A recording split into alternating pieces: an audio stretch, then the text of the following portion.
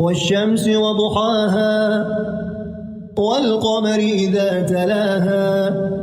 والنهار إذا جلاها والليل إذا يغشاها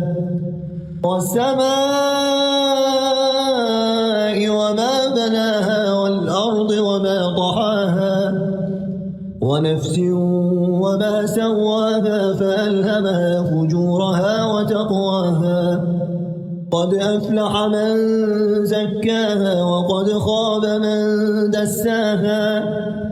كذبت ثمود بطغواها إذ انبعث أشقاها فقال لهم رسول الله ناقة الله وسقياها فكذبوه فعقروها فدمدم عليهم ربهم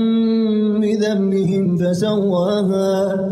ولا يخاف عقباها.